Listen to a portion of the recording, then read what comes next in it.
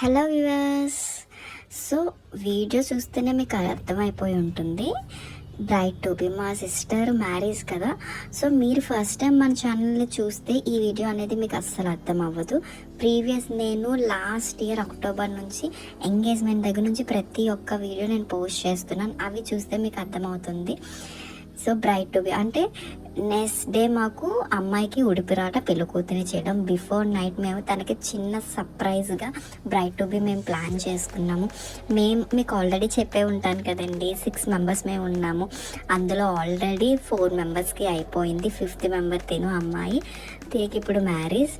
So ఇంకొన్ని రోజుల్లోని పెళ్ళి అయిపోతుంది. సో మేమందరం 5 మెంబర్స్ దగ్గరలోనే ఉన్నాం. తిని మాత్రం వేరే ఊరు వెళ్ళిపోతుంది, అది హైదరాబాద్ వెళ్ళిపోతుంది. సో ఏవైనా ఫంక్షన్లకైనా దేనికైనా రావడానికైతే మాత్రం చాలా కష్టమే.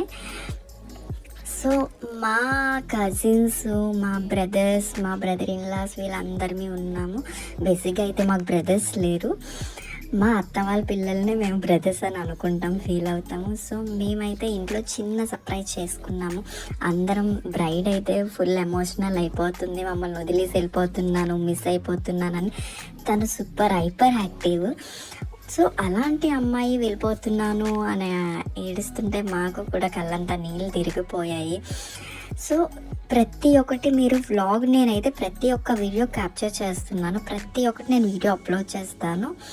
తప్పకుండా నా వీడియోస్ని చూస్తూ ఉండండి. నచ్చితే మాత్రం లైక్ చేయండి, షేర్ చేయండి, మీ ఫ్రెండ్స్కి ఫ్యామిలీ మెంబర్స్కి కూడా షేర్ చేయండి. మీ గ్యాంగ్లో కూడా ఇలాంటి కజిన్స్ ఉంటే మాత్రం తప్పకుండా కామెంట్ సెక్షన్లో కామెంట్ చేయండి. నిజంగా ప్రతి ఒక్కరూ ఎమోషనల్ అయ్యారు, మా ఫ్యామిలీ మెంబర్స్లో చిన్న పిల్లలతో సహా ప్రతి ఒక్కరు. తనైతే మేము చాలా మిస్ అవుతున్నాము. ఏం చేస్తాము, ఒక ఆడపిల్లగా పుట్టడం అనేది, ఆడపిల్ల పుట్టి పెద్ద అయిన తర్వాత ఒక అత్తవారింటికి వెళ్తే మాత్రం చాలా కష్టమే కదండి. అక్కడ వాళ్ళు ఎలా ఉంటారు, వాళ్ళకి నచ్చినట్టుగా నడవడం అనేది అది ఇంపాసిబుల్ కదండి.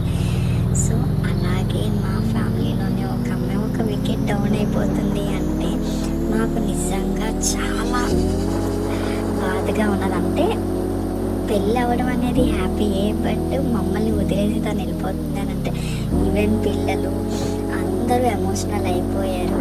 బట్ ఇంకొక ఫ్యూ అవర్స్లోని తను పెళ్లి కూతురు చేయడం, మళ్ళీ మంగళం పెళ్లి కూతురు చేయడం, ప్రతి ఒక్కటి సంగీతం ఇవన్నీ ఉన్నాయి. సో ఇదైతే మా ఫ్యామిలీలో బ్రైడ్ టు బి అనేది first time braid to be అనేది మేము చేశాను. మా 5 మెంబర్స్లో ఎవరికి బ్రైడ్ టు బి అనేది జరగలేదు, దీనికైతే ఫస్ట్ టైం.